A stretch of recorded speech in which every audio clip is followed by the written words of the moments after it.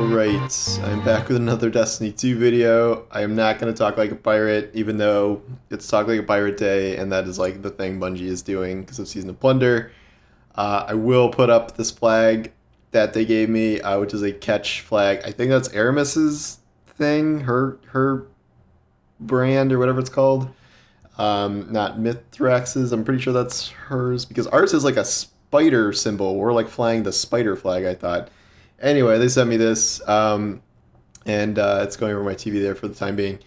Uh, Ever since Bungie got bought by Sony, they've had like new comms, new PR firms working with them, and like they send a lot more stuff now. So like I've got a Shaq's bust and that like late fall, late show thing. They're just sending a lot more stuff now, which is cool. So thanks for that. I don't know if you can buy this somewhere. People were asking that. I do not know the answer to that. You can look in the Bungie store. I'm not sure if it's for sale or not.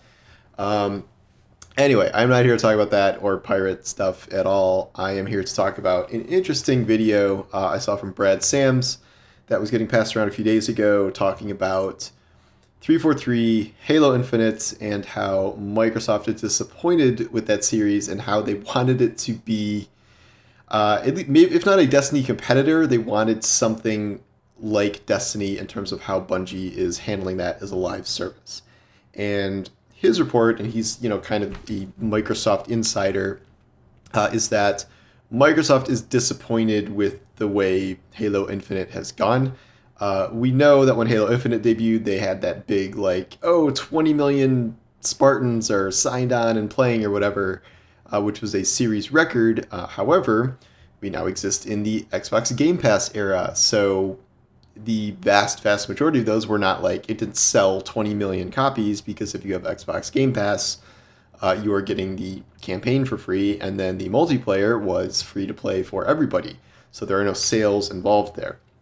The problem with that is that if people are not buying box copies of the game, you have to rely on microtransactions and the game being live. Hello, Evie.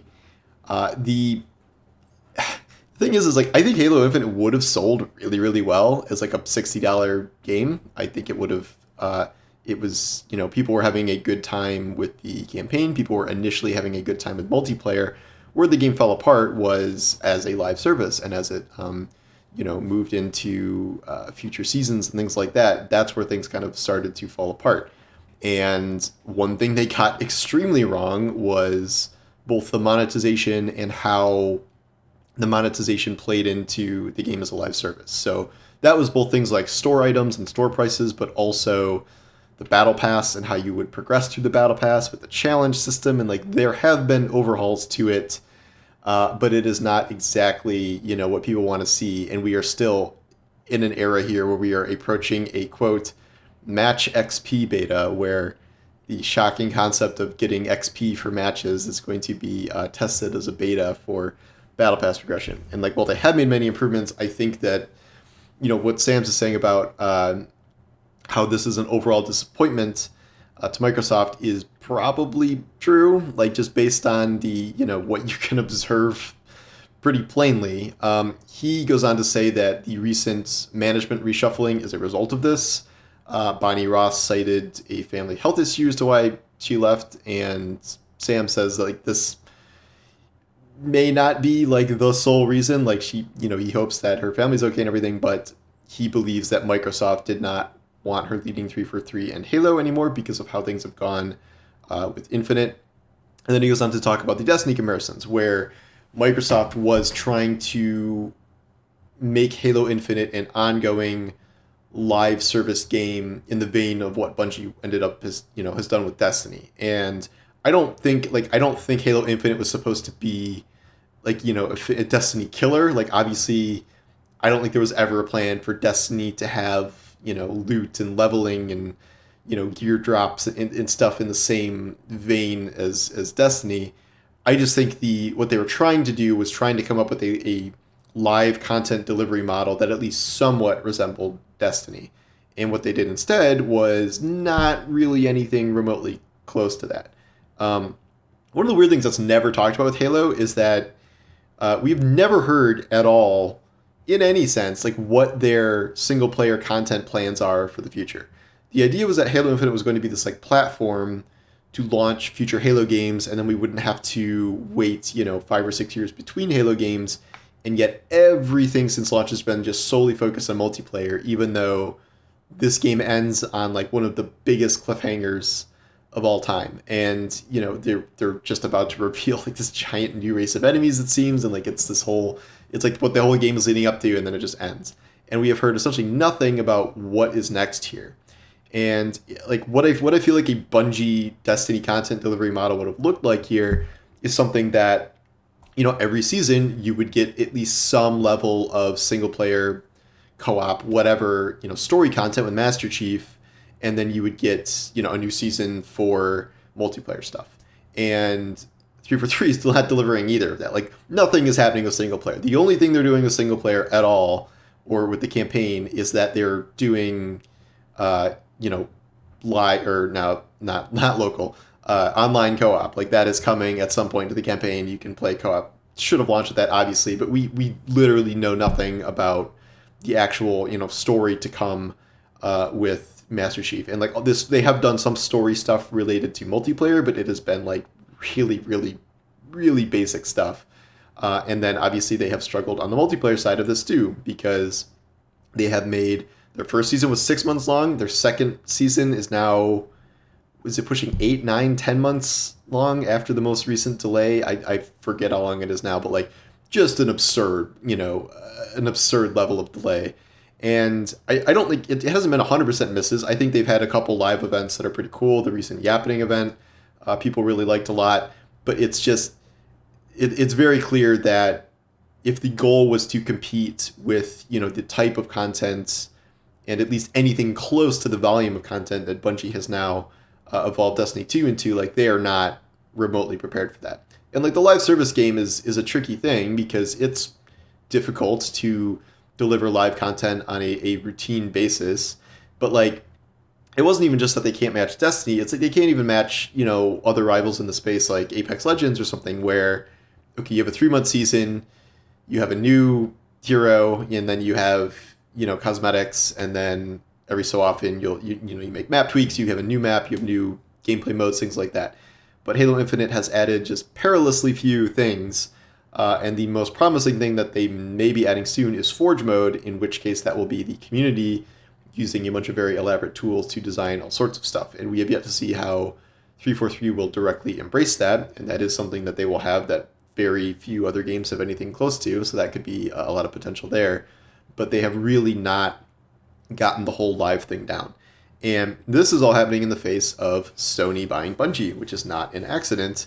And one of the primary reasons that Sony bought Bungie is that so Bungie can kind of teach and evangelize its live service production style to other companies. So either existing studios within Sony or like, other things they're going to acquire to build live games. Sony has a plan to build a lot of live games in the future, some based on existing franchises, some new ones.